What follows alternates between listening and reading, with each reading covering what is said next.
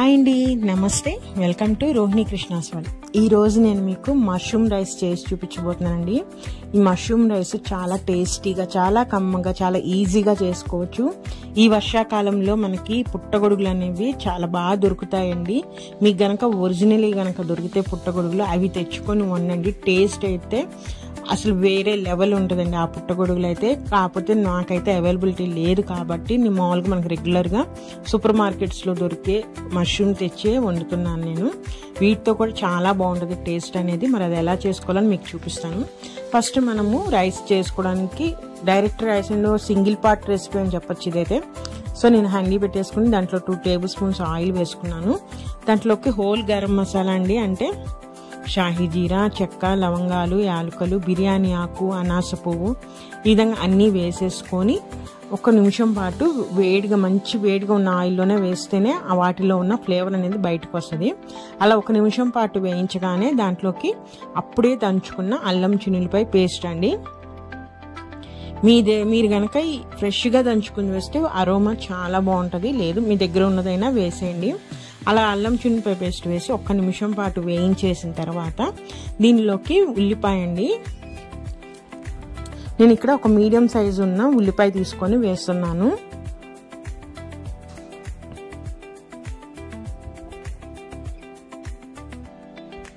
ఇలా ఉల్లిపాయ వేసేసి ఈ ఉల్లిపాయను కూడా మనము ఆ ఆయిల్లో 1 నిమిషం పాటు వేయించాలండి.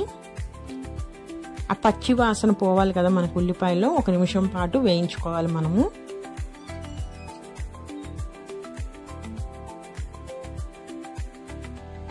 ఒక నిమిషం ఏమగానే దాంట్లో టమాటాలు అంటే మీడియం సైజులో ఉన్న టమాటాలు తీసుకొని సన్న ముక్కలుగా కట్ చేసుకొని ఈ ఉల్లిపాయలతో పాటు టమాటా కూడా వేసేసి మరొక నిమిషం పాటు వేయించాలి.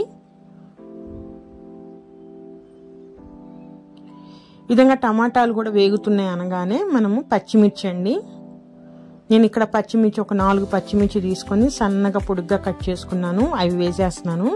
వేసేసి ఈ పచ్చిమిరపకాయలు కూడా ఆ టమాటాలతో కలిపేసేసి మనం ఇప్పుడు మూత పెట్టేసి మగ్గించుకుందాము. ఈ విధంగా మూత పెట్టడం వల్ల ఉల్లిపాయ టమాటా అనేది మెత్తబడుతుందండి. మెత్తబడితే మనకు రైస్లోకి ఈజీగా మెల్ట్ అయిపోతుంది. మీడియం ఫ్లేమ్లోనే పెట్టుకొని, మీడియం ఫ్లేమ్లో పెడితే చక్కగా మగ్గుతాయి. హై ఫ్లేమ్లో పెడితే మాడిపోతాయి. సో ఈ విధంగా 1 నిమిషం తర్వాత మూత తీసేసి అన్నీ కలిపేసేసుకొని ఇప్పుడు దీంట్లోకి మష్రూమ్ అండి, కట్ చేసుకొని క్లీన్ చేసుకున్న మష్రూమ్స్ వేసేసాను.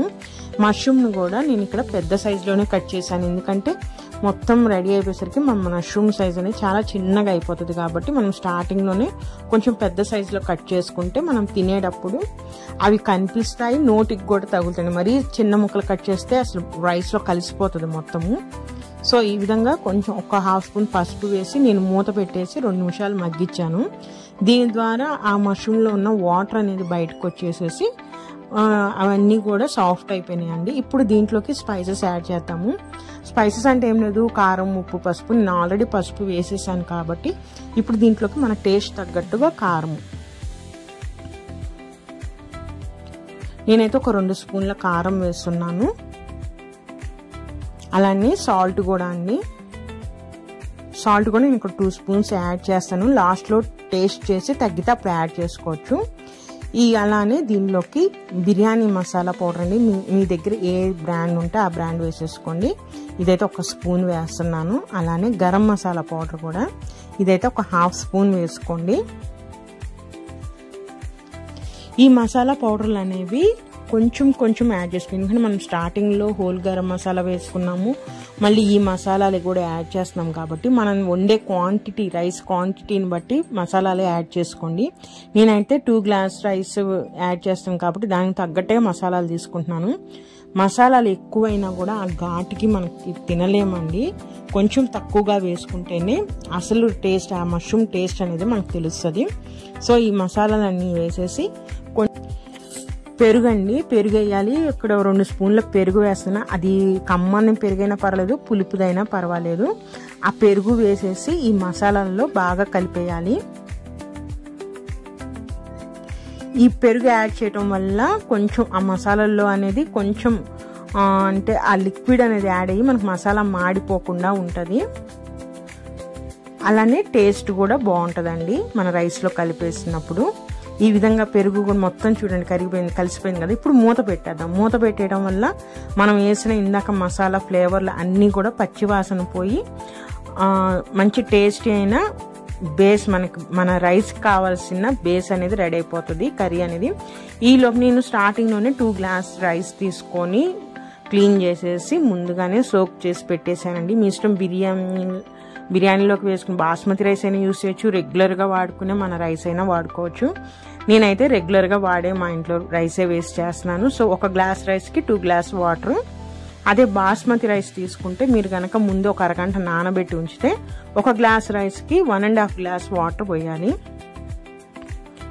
నేనేం చేశానంటే ఇప్పుడు వాటర్ అంటే మనం ఇందాక నేను సోక్ చేసి పెట్టాను, కరెక్ట్గా కొలత తీసి పెట్టేసుకున్నాను కదా, ఆ వాటర్ పోసేసానండి.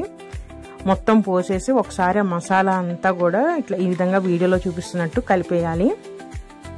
కలిపేసేసి రైస్లోకి మంచి ఫ్లేవర్ని ఇచ్చేది పుదీనా కొత్తిమీర అండి. నేను ఆ పుదీనా కొత్తిమీర 2 సమానంగా తీసుకుని ఒక గుప్పిడంతా వేసేసాను. వేసేసి ఒక్కసారి ఈ స్టేజ్లో మనము సాల్ట్ చెక్ చేసుకోవాలండి. ఏమన్నా సాల్ట్ తగ్గితే ఇప్పుడు యాడ్ చేసుకోవచ్చు. మనము కంపల్సరీగా చెక్ చేసుకోండి, సాల్ట్ తగ్గితే కూడా టేస్ట్ బాగోదు. సో ఒకసారి సాల్ట్ చెక్ చేసుకొని తగ్గితే మనం ఇప్పుడు సాల్ట్ యాడ్ చేయాలండి. నాకైతే తగ్గింది, సో నేను కొంచెం సాల్ట్ యాడ్ చేస్తున్నాను. సాల్ట్ యాడ్ చేసేసి ఒక్కసారి మొత్తం కలిపేసేసుకొని మనము వాటర్ అనేది బాయిల్ అయ్యేటప్పుడు వేస్తే రైస్ తొందరగా ఉడుకుతుంది, ప్లస్ అన్నం కూడా పొడి పొడిగా రావడానికి ఉంటుందండి. మనం ఇక్కడ ఈ టైం వేస్ట్ అవ్వకుండా మనము సైడ్గా కనుక మనం తీసుకున్న రైస్కి క్వాంటిటీకి తగ్గట్టుగా వాటర్ కనుక హీట్ చేసి పెట్టేసుకుంటే ఆ వాటర్ కనుక పోసేస్తే మనకి టైం కలిసి వస్తుంది.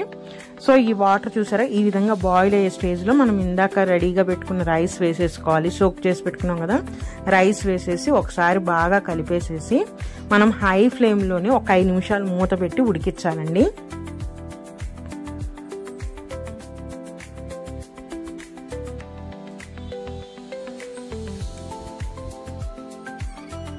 ఒక 5 నిమిషాలు ఉడికిన తర్వాత ఇప్పుడు చూడు మూత తీసి చూపిస్తాను. వాటర్ అనేది అంటే రైస్ అనేది కొంచెం ఉడికింది, వాటర్ తగ్గిపోయింది కదా. ఈ విధంగా ఈ స్టేజ్లో ఉన్నప్పుడు మనం ఇంకొకసారి కలిపేసేసి లైట్గా కలపాలి, లేదంటే రైస్ అనేది బ్రేక్ అయిపోతుంది. లైట్గా ఒకసారి కలిపేసేసి సిమ్లో పెట్టేయాలి. అసలు ఫ్లేమ్ అనేది అసలు పెంచకూడదు, ఇంకా సిమ్లో పెట్టేసేసి మీరు మూత పెట్టేసేసి ఒక 10 నిమిషాల పాటు వదిలేయండి.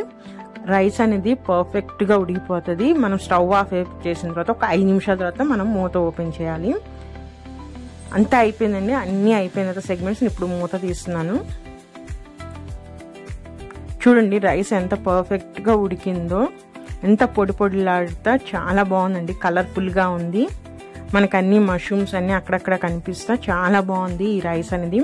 ఈ రైస్ని డైరెక్ట్గా ఉట్టి రైసే తినేయచ్చు. మనము ఈజీగా లంచ్ బాక్స్లో కూడా పెట్టేయచ్చండి, మార్నింగ్ టైం కానీ లేదు ఈవినింగ్ మనము వేడివేడిగా చేసుకొని ఇంట్లో అందరితో పాటు డిన్నర్ చేయొచ్చు. దీంట్లోకి రైతా చేసినా బాగుంటుంది, లేదంటే ఇంకా ఏ కర్రీ అయినా బాగుంటుంది, కానీ కర్రీ లేకుండా కూడా తినచ్చు. నేనైతే రైతాతోనే సర్వ్ చేశాను ఈ మష్రూమ్ రైస్ని.